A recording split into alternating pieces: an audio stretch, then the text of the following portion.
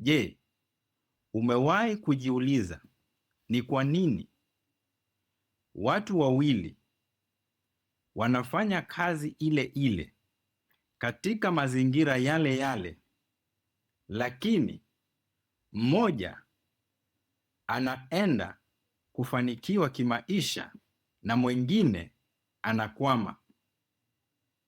Kuna nguvu inayofanya kazi nyuma ya pazia ambayo macho ya mwili haiwezi kuiona. Karibu kwenye ulimwengu wa madhabahu. Hapa ndiyo sehemu ambayo hatima ya mwanadamu inaamuliwa hata kabla hajazaliwa. Sasa katika dakika chache nitaenda kukuonyesha siri ya upinzani wa madhabahu. Haleluya! Madhabahu ina sauti, na madhabahu haipiganwi na nguvu za kimwili. Maana madhabahu, ili uweze kupigana na madhabahu, unahitaji madhabahu nyingine. Sasa kuna mambo fulani unafaa kuelewa, na mambo haya, usipoelewa mambo haya, then utaishi maisha ya utumwa, utaishi maisha ya mateso, utaishi maisha ya kusumbuka. Ndoa yako itakuwa katika hatari, watoto wako watakuwa wanahangaika, kisa na maana umekosa kuelewa jinsi ya vita vinavyopiganwa.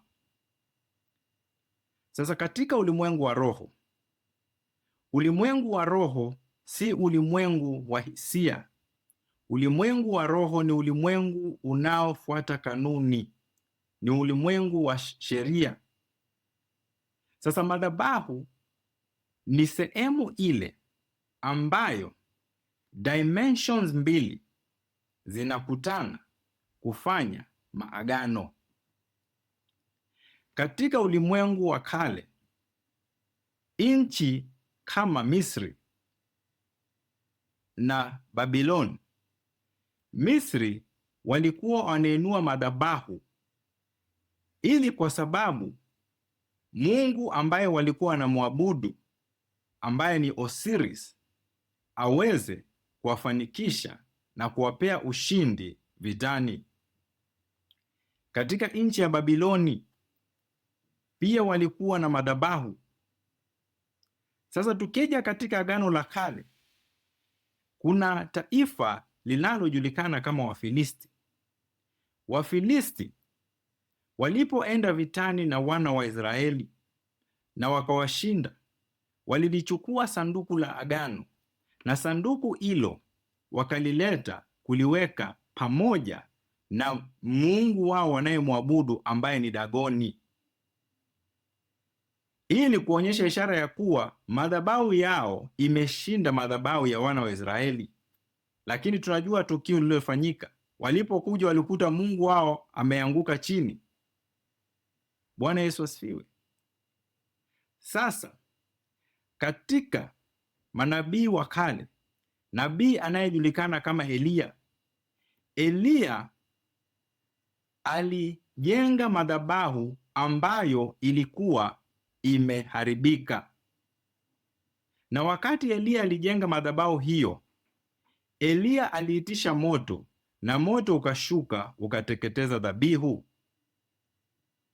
Sasa ni nini unajifunza hapa? Siri ni hii: hauwezi kufanikiwa kimaisha, hauwezi kwenda mbali kimaisha, kimasomo, kibiashara, kikazi, kindoa, kama madhabahu yako na Mungu, uhusiano wako na Mungu umevunjika. Ndoa mingi ziko na matatizo, maana ndoa mingi zilifungwa kwenye madhabahu makanisani. Lakini ndoa hizo wenye kuzifunga walikosa kuzisustain katika madhabahu hiyo hiyo. Sasa madhabahu zingine zikainuka, zikaanza kupiga vita ndoa hizo. Siri ya pili ni hii, ni strategy ya Gideoni. Gideoni wakati alikuwa anatayarishwa kwenda kupigana na Wamidiani, Mungu alimwambia kwanza, vunja madhabahu ya baba yako ambao ni ya Baali. Sasa hauwezi kujenga madhabahu, siri ni hii, hauwezi kujenga madhabahu juu ya madhabahu nyingine ya ukoo wako. Ili uweze kupata ushindi maishani, ili uweze kupata ushindi kazini, ili uweze kupata ushindi kimaisha, ushindi kibiashara, ushindi katika hatima yako, ni lazima moja, ubomoe madhabahu zile ambazo zilijengwa bila wewe kujua, madhabahu za giza, madhabahu za mababu zako, na ukaweze kujenga madhabahu mpya ya Mungu. Bwana Yesu asifiwe. Sasa ukikosa kuelewa haya, then utakuwa unafanya kazi kwa bidii, unasoma kwa bidii, unakuwa na bidii usiku na mchana, lakini bado maisha yako yatakuwa ni maisha ya mkopo. Hautaweza kuona mafanikio, hautakuwa na matunda ya kudumu. Unapata mafanikio ndiyo, lakini ni kana kwamba mifuko iko na mashimo. Sasa siri ni hapa, siri ambayo imefichwa. Ili uweze kushinda vita vya kimadhabahu, ni lazima ujenge madhabahu yako binafsi na Mungu. Sasa siri ya kwanza ya ushindi, kabla haujajenga madhabahu mpya ya Mungu, ni lazima ufanye kitu kinaitwa identification, utambulisho. Ni lazima utambue ni madhabahu gani ambayo imeinuka kinyume na hatima yako, ni sauti gani ambayo inapigana na wewe. Lazima ujue adui yako, know thy enemy. Ukishajua kama ni sauti ya umaskini, then siri nzuri sana na ni siri ya pili ni hivi, jenga counter altar. Na kwa nini nasema counter altar? Kama ni madhabahu ya umaskini, jenga madhabahu ya utoaji, jenga madhabahu ya shukrani, a counter altar. Nenda kinyume na sauti ile ambayo imejengwa kuhusu. Alafu siri ya pili, siri ya pili ni kutembea katika utakatifu. Na maanisha nini na hii? Jenga uhusiano wako na Mungu. Mwili wako ni hekalu, na nafsi yako, roho yako ndiyo madhabahu. Sasa madhabahu yako ni nini ambacho unailisha kila siku unaposhinda? Maana ukiilisha hofu, ukiilisha tamaa, zile vitu ambazo unalisha moyo wako ambayo ndiyo madhabahu yako, hivyo vitu ndivyo vinapatia nafasi madhabahu ya giza kukuvamia, na zinafanya unakosa kuishi maisha ya amani. Sasa badilisha vitu vile ambavyo unaweka katika madhabahu yako ya binafsi. Bwana Yesu asifiwe. Siri ya tatu, badilisha marafiki. Ikiwa uko na marafiki ambao ni marafiki ambao wanakuongoza katika njia ambazo si za uungu, njia ambazo zinaharibu uhusiano wako na Mungu, katisha uhusiano na marafiki hao. Kitu unafaa kufahamu, mtoto wa Mungu, ni kwamba huwezi kushinda vita vya kimadhabahu kwa kutumia nguvu zako za mwili, misuli. Vita vya kimadhabahu vinashindwa na madhabahu. Ikiwa adui alipanda madhabahu kinyume na maisha yako, madhabahu ambayo inasema mambo mabaya kukuhusu, madhabahu ambayo ilipandwa ukiwa umelala, then unafaa kujenga madhabahu ya hali ya juu ambayo ni Calvary. Madhabahu ya Calvary ndiyo madhabahu, the most powerful altar. Iko na uwezo ya kunyamazisha madhabahu zingine zote, maana madhabahu ya Calvary ni madhabahu ambayo inanena kupitia damu yake Bwana wetu Yesu Kristo. Haleluya.